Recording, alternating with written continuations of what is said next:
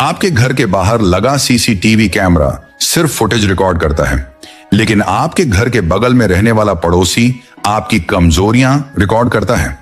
आज मैं आपको वो 5 सवाल दूंगा जो आपके घर को एक अभेद्य किले में बदल देंगे।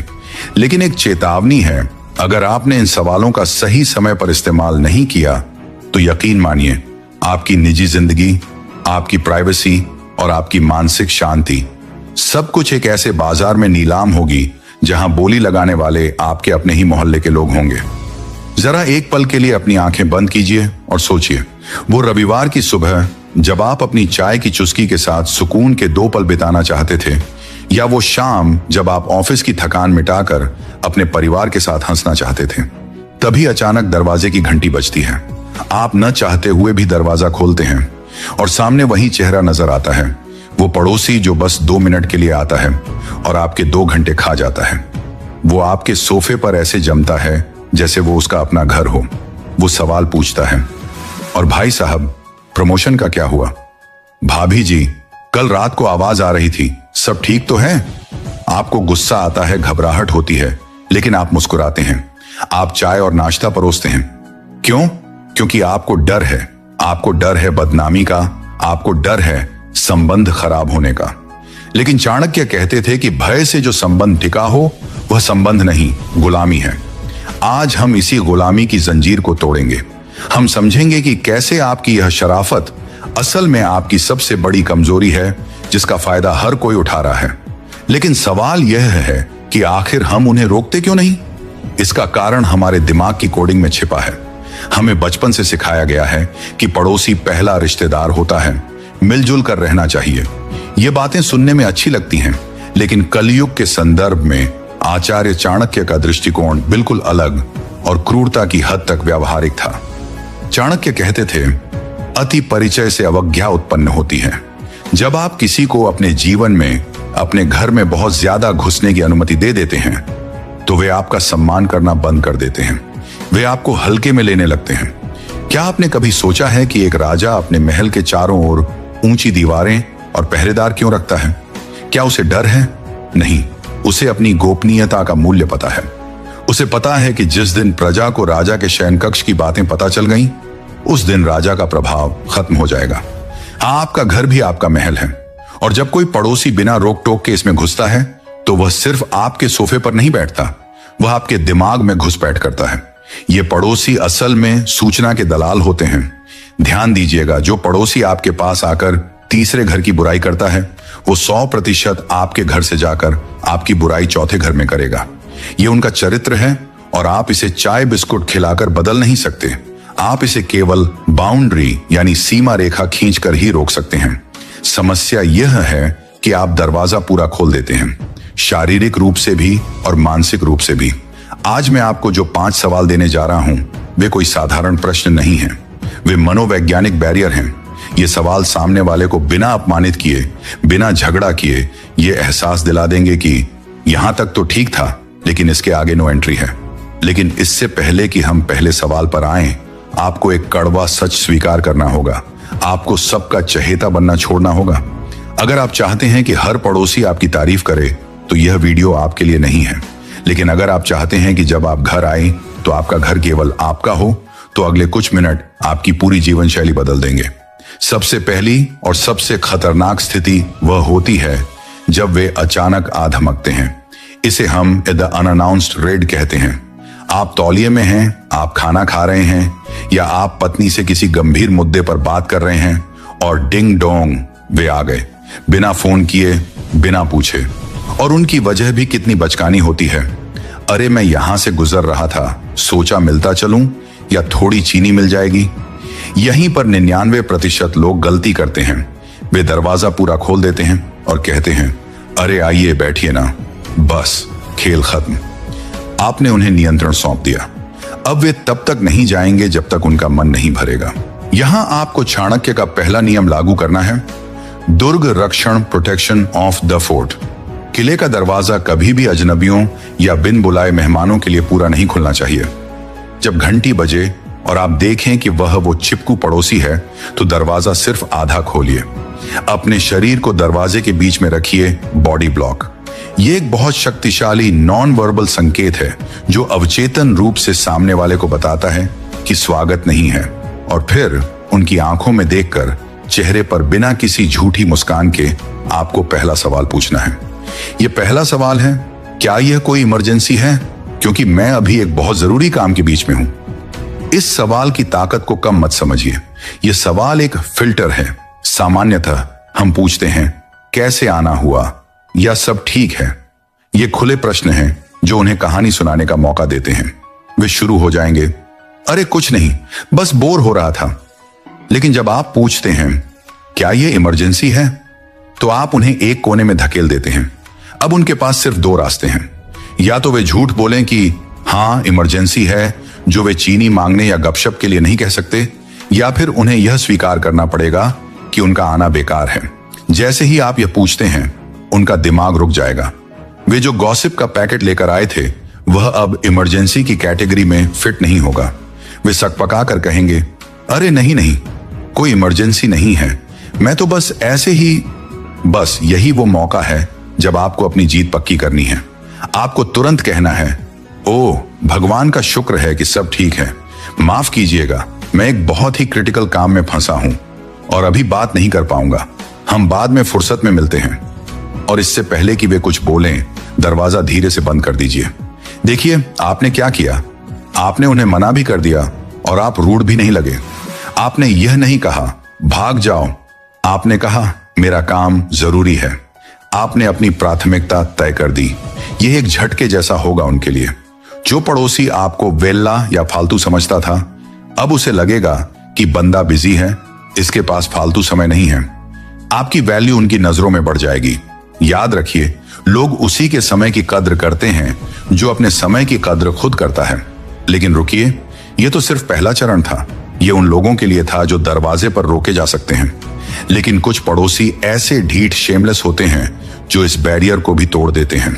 वो कहेंगे, अरे बस 2 मिनट बात करनी है, अंदर तो आने दो। और वे जबरदस्ती आपके सोफे पर आ बैठेंगे। अब क्या करें? अब वे आपके घर के अंदर हैं, आपके किले में घुस चुके हैं। अब आप उन्हें धक्का देकर बाहर नहीं निकाल सकते। स्थिति गंभीर हो चुकी है। यहां अगर आप कमजोर पड़े तो अगला 1 घंटा बर्बाद होना तय है। लेकिन घबराइए नहीं, चाणक्य के पास ऐसे घुसपैठियों के लिए एक और भी खतरनाक अस्त्र था, कालपाश, द ट्रैप ऑफ टाइम। जब दुश्मन किले में घुस आए तो उसे हराने का सबसे अच्छा तरीका है उसे यह एहसास दिलाना कि वह बारूद के ढेर पर बैठा है और समय बहुत कम है। आपको उनसे दूसरा सवाल पूछना होगा, एक ऐसा सवाल जो उनके बैठने के हर 1 मिनट को उनके लिए असहज बना देगा। यह सवाल घड़ी की टिक टिक को उनके दिमाग में बम की तरह फिट कर देगा। क्या आप जानना चाहते हैं कि वो सवाल क्या है जो जमे हुए मेहमान को भी खड़ा कर देता है? यह सवाल है, मेरे पास ठीक 10 मिनट हैं, 5:15 पर मुझे एक अर्जेंट कॉल ज्वाइन करनी है या बाहर निकलना है। तो बताइए जल्दी जल्दी क्या बात करनी थी? इस तकनीक को मनोविज्ञान में रिवर्स टाइम प्रेशर्स कहते हैं। सामान्य तौर पर जब कोई आता है तो समय खुला होता है। मेहमान सोचता है कि आपके पास पूरी शाम पड़ी है, लेकिन जैसे ही आप कहते हैं मेरे पास 10 मिनट हैं, आपने खेल के नियम बदल दिए। अब समय आपके हाथ में है। आपने एक डेडलाइन सेट कर दी। ध्यान दीजिए, आपको यह बात बैठते ही बोलनी है, पानी पिलाने से पहले, हालचाल पूछने से पहले। यह एक डिस्क्लेमर की तरह है। अब हर गुजरता हुआ मिनट उन पर भारी पड़ेगा। वे रिलैक्स होकर अपनी सांस नहीं फुला पाएंगे क्योंकि उनके दिमाग में घड़ी चल रही है, 9 मिनट, 8 मिनट। अगर वे गॉसिप शुरू भी करेंगे, अरे वो शर्मा जी की बहू, तो आप तुरंत अपनी घड़ी देखिए और कहिए, माफ करना, 5 मिनट बचे हैं, मेन मुद्दे की बात कर लेते हैं। यह व्यवहार उन्हें यह कड़ा संदेश देता है कि आपका घर धर्मशाला नहीं है जहां वे समय काटने आ सकें। आप एक मिशन पर हैं।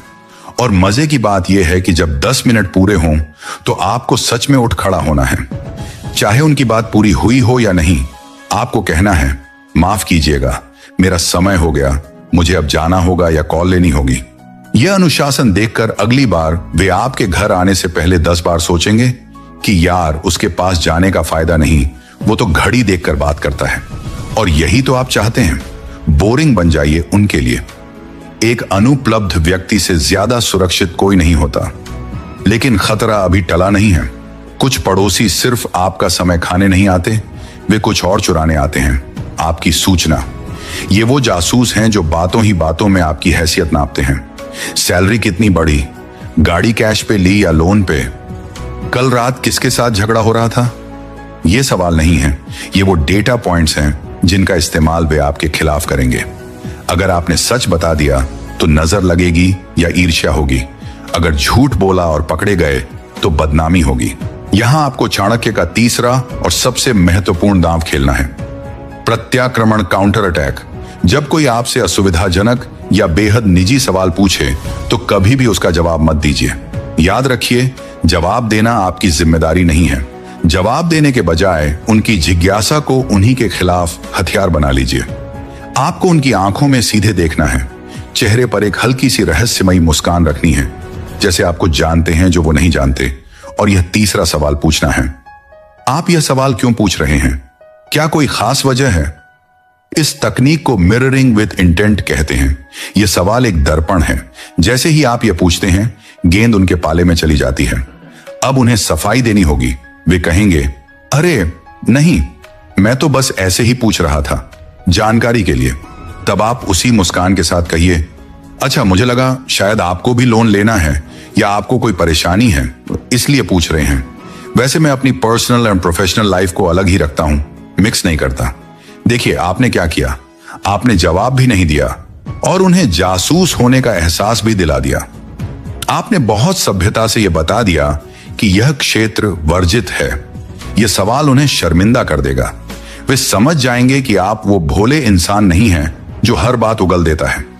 आप एक कूटनीतिज्ञ हैं। चाणक्य कहते थे, अपने रहस्यों को उजागर करना अपने विनाश को निमंत्रण देने जैसा है। यह सवाल आपके रहस्यों का ताला है। अब हम चौथे स्तर पर चलते हैं। यह स्तर उन लोगों के लिए है जो सिर्फ बातें नहीं करते बल्कि संसाधन भी मांगते हैं। भाई साहब, आपकी गाड़ी चाहिए थी 2 घंटे के लिए। भाभी जी, वो मिक्सर ग्राइंडर दे दीजिए, थोड़े पैसे उधार मिल जाते। ये आदत बहुत छोटी शुरू होती है, चीनी, दूध से, और फिर गाड़ी और पैसों तक पहुंच जाती है। अगर आप मना करते हैं तो आप बुरे पड़ोसी बन जाते हैं।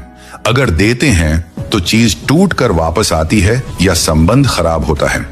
यहां आपको अदृश्य अधिकारी, द इनविजिबल अथॉरिटी की रणनीति अपनानी होगी। आपको सीधे ना नहीं कहना है। आपको ना कहने की जिम्मेदारी किसी और पर डाल देनी है। आपको खुद को बेचारा दिखाना है, विलेन नहीं। जब वे कुछ मांगे तो यह चौथा सवाल या कथन प्रयोग करें, मैं तो दे देता, लेकिन घर में पति या पत्नी ने सख्त नियम बनाया है कि हम अपनी पर्सनल चीजें, गाड़ी या गैजेट्स शेयर नहीं करते। पिछली बार किसी को देने पर बहुत बड़ा झगड़ा हो गया था घर में। आप तो नहीं चाहेंगे कि मेरी वजह से फिर घर में क्लेश हो। यह एक मास्टर स्ट्रोक है। पहला, आपने उन्हें यह एहसास दिलाया कि आप उनकी मदद करना चाहते थे, आप अच्छे हैं। दूसरा, आपने मना करने का कारण घर की शांति को बताया। अब अगर वे जिद करेंगे तो इसका मतलब है कि वे आपके घर में क्लेश करवाना चाहते हैं। कोई भी पड़ोसी कम से कम ऊपर से यह नहीं कहेगा कि हाँ, तुम अपनी बीवी से लड़ लो लेकिन मुझे गाड़ी दे दो। वे कहेंगे, अरे नहीं नहीं भाई, झगड़ा मत करो, मैं देख लूंगा। इस तरह आपने एक अदृश्य व्यक्ति जो उस वक्त वहां नहीं है को ढाल बनाकर खुद को बचा लिया। यह चाणक्य की साम दाम दंड भेद में से भेद नीति का एक रूप है। परिस्थिति का उपयोग करके सांप को मारना और लाठी को बचाना। आप उनकी नजरों में आज भी वही अच्छे पड़ोसी हैं जो अपनी बीवी या बाप से डरता है, लेकिन असल में आप वो चतुर खिलाड़ी हैं जिसने अपनी चीज भी बचा ली और रिश्ता भी। लेकिन दोस्तों, कभी कभी खामोशी शब्दों से ज्यादा तेज धार वाली होती है। पांचवा और अंतिम सवाल कोई सवाल नहीं है बल्कि एक व्यवहार है। यह उन लोगों के लिए है जो सुधरने का नाम नहीं लेते, जो न इशारों को समझते हैं न समय की कमी को। वे ढीठ हैं, निर्लज्ज हैं। उनके लिए चाणक्य का अंतिम अस्त्र है उपेक्षा, इंडिफरेंस। जब कोई पड़ोसी लगातार आपकी बाउंड्री क्रॉस करे, गॉसिप करे या नकारात्मकता फैलाए तो आपको उनसे पूछना नहीं है बल्कि अपने आप से यह पांचवा सवाल पूछना है, क्या इस इंसान की बातों का मेरी जिंदगी पर कोई असर पड़ता है? जवाब होगा नहीं। तो फिर आपको ग्रे रॉक बन जाना है, एक ग्रे पत्थर की तरह, बोरिंग, बेजान और प्रतिक्रियाहीन। जब वे कहें पता है उन्होंने क्या किया? आप बस इतना कहें, हम, चेहरे पर कोई भाव नहीं। वे कहें, तुम्हारे बारे में यह बात चल रही थी। आप कहें, अच्छा ठीक है, और अपने काम में लग जाएं। उन्हें कोई मसाला मत दीजिए, उन्हें कोई रिएक्शन मत दीजिए। गॉसिप की आग को ध्यान की ऑक्सीजन चाहिए होती है। जब आप ऑक्सीजन देना बंद कर देंगे तो आग अपने आप बुझ जाएगी। वे आपको बोरिंग और घमंडी कहेंगे, उन्हें कहने दीजिए। याद रखिए, शेर की चुप्पी से जंगल में जितना खौफ होता है उतना कुत्ते के भौंकने से नहीं। आपकी यह रहस्यमयी चुप्पी उन्हें डराएगी। वे समझ नहीं पाएंगे कि आपके दिमाग में क्या चल रहा है, और यही अनिश्चितता उन्हें आपसे दूर रखेगी। दोस्तों, घर सिर्फ ईंट पत्थर का ढांचा नहीं होता, यह वह जगह है जहां आपकी आत्मा विश्राम करती है। अगर पड़ोसी अच्छा है तो वो भगवान का वरदान है। उसका सम्मान कीजिए, उसके सुख दुख में काम आइए।